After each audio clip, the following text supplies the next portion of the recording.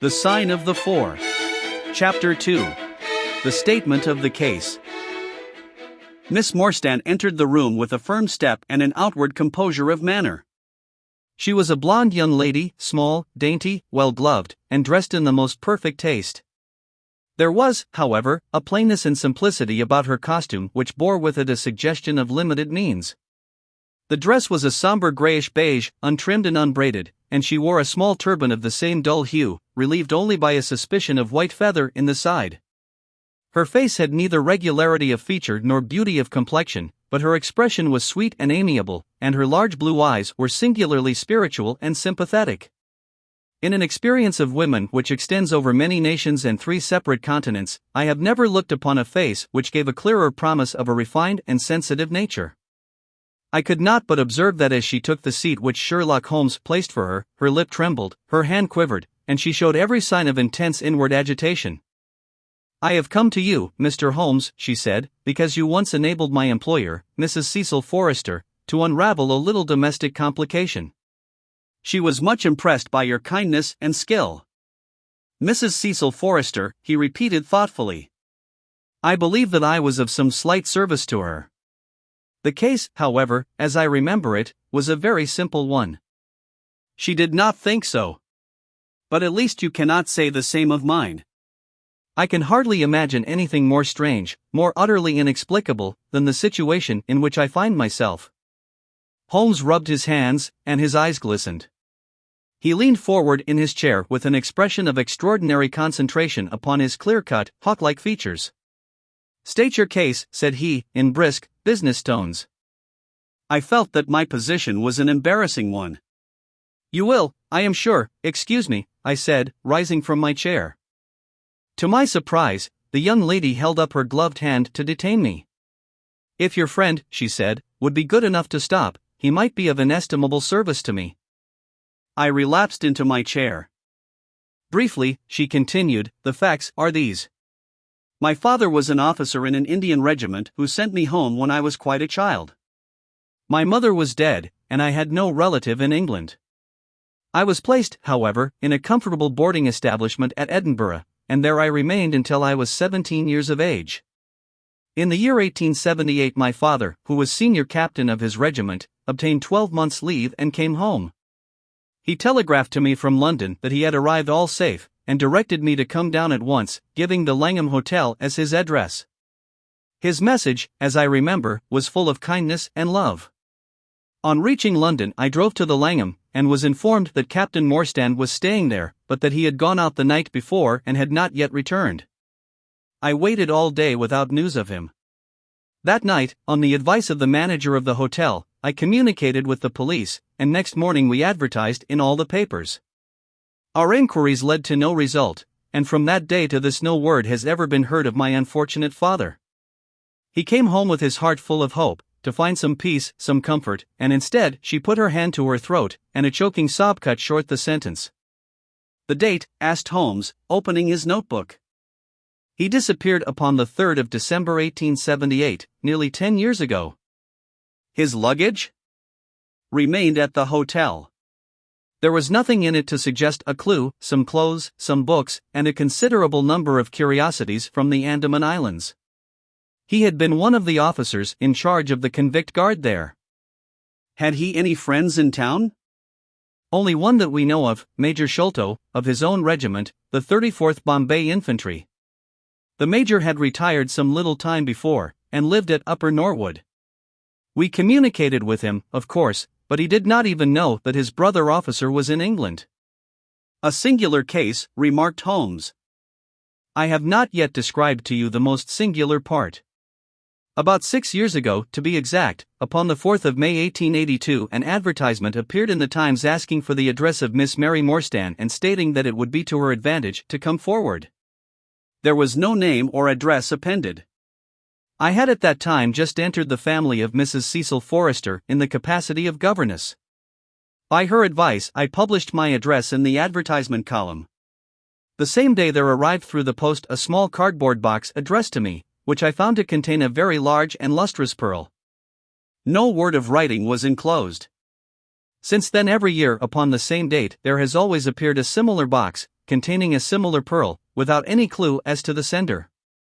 They have been pronounced by an expert to be of a rare variety and of considerable value. You can see for yourselves that they are very handsome. She opened a flat box as she spoke, and showed me 6 of the finest pearls that I had ever seen. Your statement is most interesting, said Sherlock Holmes. Has anything else occurred to you? Yes, and no later than today. That is why I have come to you. This morning I received this letter, which you will perhaps read for yourself. Thank you, said Holmes. The envelope too, please. Postmark, London, SW date, July 7th.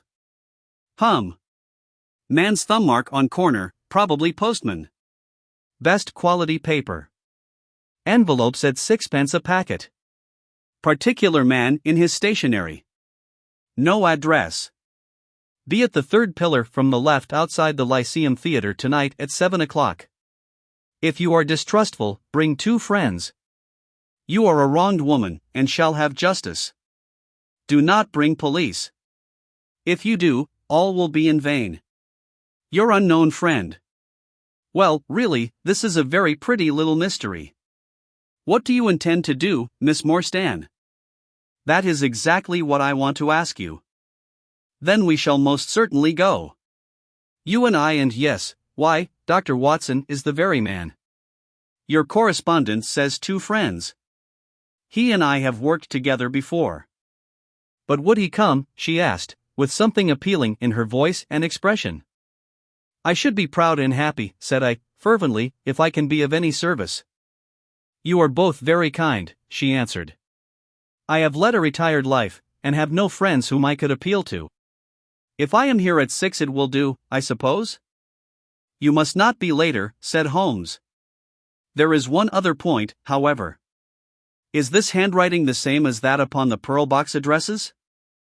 I have them here, she answered, producing half a dozen pieces of paper.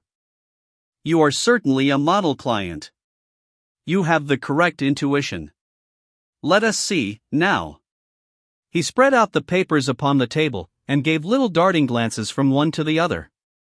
They are disguised hands, except the letter, he said, presently, but there can be no question as to the authorship. See how the irrepressible Greek E will break out, and see the twirl of the final S. They are undoubtedly by the same person. I should not like to suggest false hopes, Miss Morstan, but is there any resemblance between this hand and that of your father? Nothing could be more unlike. I expected to hear you say so. We shall look out for you, then, at 6. Pray allow me to keep the papers. I may look into the matter before then. It is only 3:30. Au revoir, then. Au revoir, said our visitor, and, with a bright, kindly glance from one to the other of us, she replaced her pearl box in her bosom and hurried away.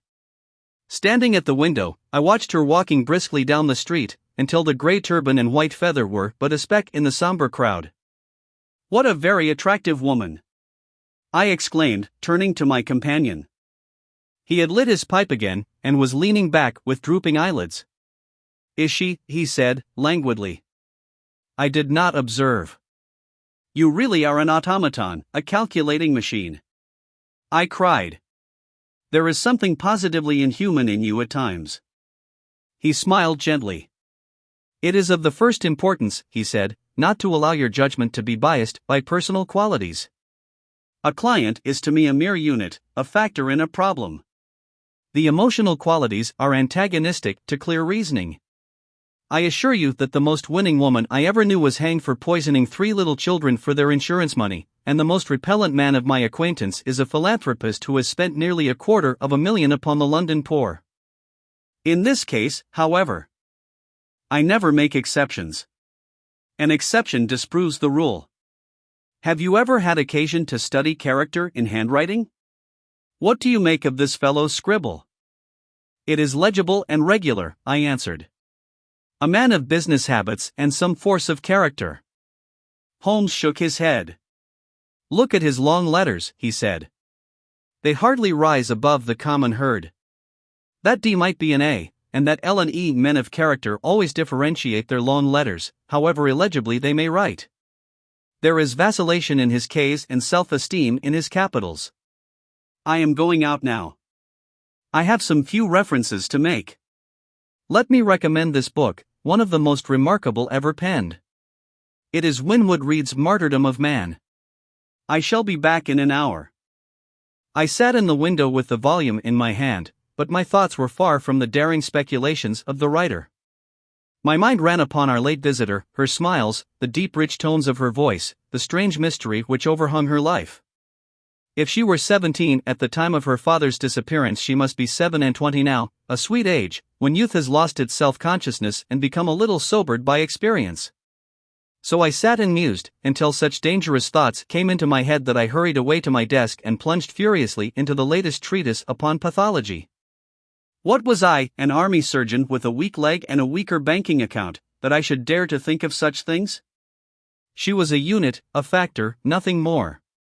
If my future were black, it was better surely to face it like a man than to attempt to brighten it by mere will-o'-the-wisps of the imagination.